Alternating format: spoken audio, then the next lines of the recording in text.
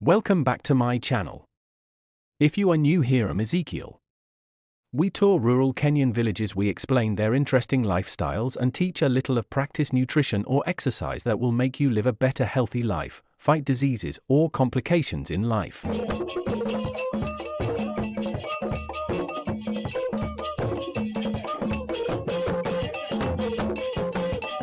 Please allow me to tell you something about your stomach.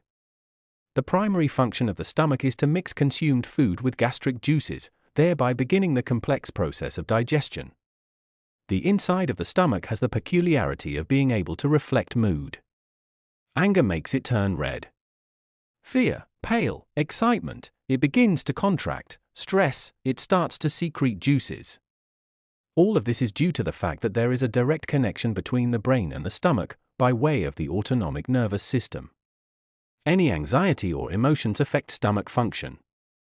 Because the stomach can break down and digest proteins, it is worthwhile to question why it does not digest itself, being that it is primarily made up of proteins.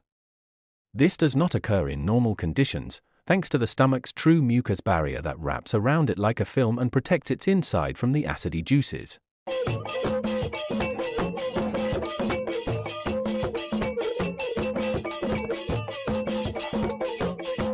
When this mucous barrier is breached, stomach juices attack the stomach's own wall, causing gastritis and stomach ulcers. The stomach needs special care in order to preserve the protective mucous barrier. This care includes regular meals, respecting the stomach's needed rest periods. Good stomach function is reflected in the facial expression and reflects favorably on the whole body.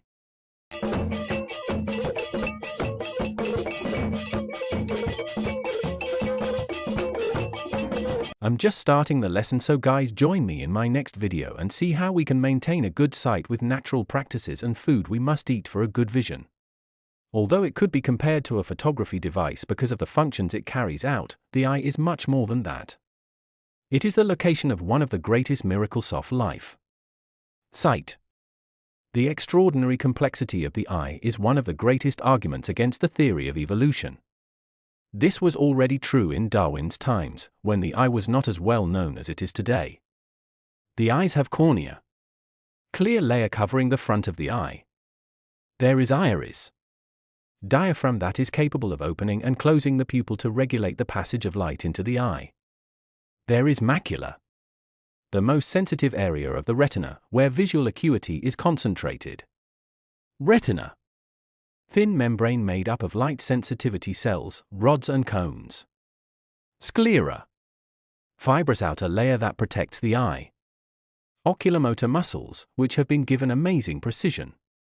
Bones of the face. They make up an ideal protective enclosure for the eye. Wearing glasses for certain jobs is the simplest and most effective way to care for the eye.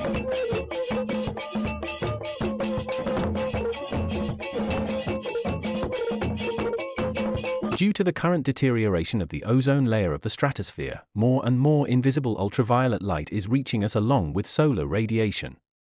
These ways promote the development of cataracts and retinal damage, among others. Sunglasses protect the eyes against excessive solar radiation and the wind.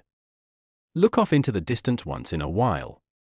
They say that sailors have beautiful eyes because they spend so many hours looking off into the distance. Reading or looking close up for too long should be avoided, especially in low lighting conditions. Hands tend to carry a number of bacteria and other germs that, when they come into contact with the eyes, can cause conjunctivitis and other serious infections, such as trachoma.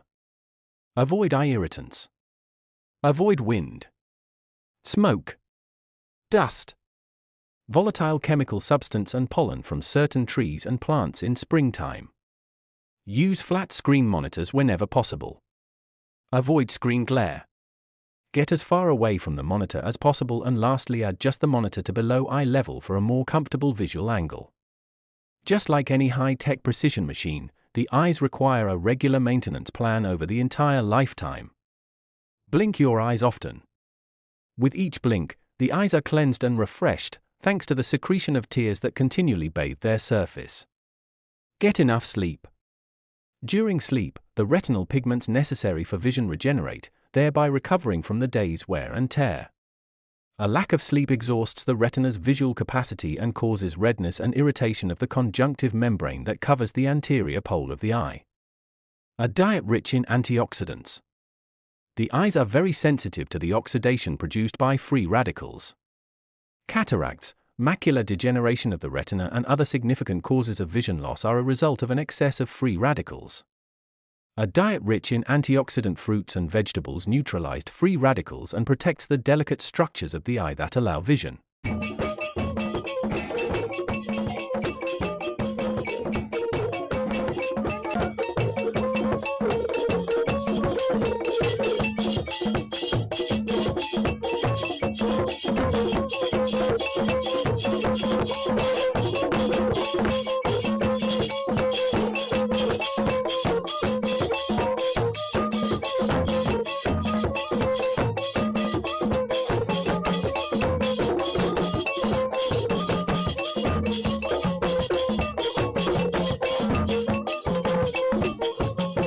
Be careful with lightning. The light from a non-electronic fluorescent tubes also oscillates, turning on and off continually 50 or 60 times per second. That is the reason they cause eye fatigue than incandescent or halogen lamps, which give off a constant light. Avoid tobacco and alcohol because it irritates the eyes. Smoking habits damages the eyes more and more as it reduces blood flow to the retina, increases the level of free radicals that damage the lens and the retina, and finally decrease all loss of vision. What we do not see can blind us. Ultraviolet radiation is not visible to the eyes, but in excess eye damage and decreased vision. The eyes are designed to receive light, and in a specific way from the sun. In addition, they need light to continue to function and not become atrophied. Not only the eyes but our entire body and all of nature require light from the sun. A little light is necessary, but a lot will damage the eyes. The planet Earth has the optimal conditions for the development of life as we know it. Therefore, any small variation in the physical condition that surround us, including the intensity and type of radiation received, can make life impossible. The human mind infers naturally that this planet has been designed intelligently to sustain life, and especially humankind. That is what is stated in the anthropic principle, which has been studied extensively by science. These are the damage caused by excessive solar radiation to the eyes. On the eyelids, basal cell carcinoma, a type of skin cancer. On the cornea absorbs a good part of the ultraviolet radiation that reaches the eye.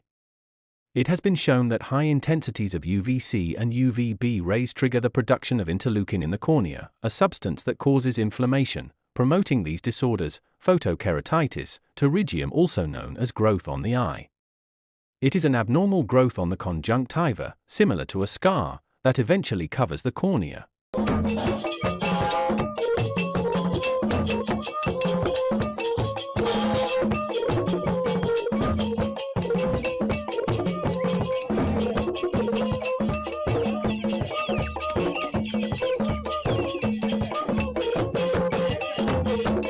On the lens there is cataracts. Cloudiness of the lens, more common with age. It is currently the most significant cause of blindness in the world. Before we continue, kindly like and subscribe. Thank you. Water is very beneficial for the eyes, whether used for rinses or baths.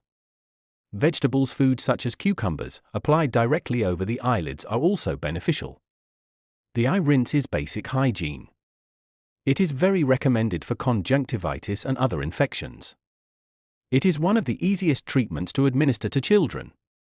Apply the water with a sterile, if possible, syringe, allowing it to flow over the eye without any pressure toward the temple, to avoid contaminating the other eye. Open and close the eye during the rinse. Eye bath allows a more prolonged contact between the liquid and the eye than an eye rinse. Caution: if using medicinal plant infusions as liquids for the eye bath, such as chamomile or common thyme, be careful because they can cause allergic reactions in people who are sensitive to them or who are allergic to pollen. If you are new here, I'm Ezekiel. In this channel we tour different Kenyan villages exploring their interests and ideas, their jobs and hustle, their backload and problems.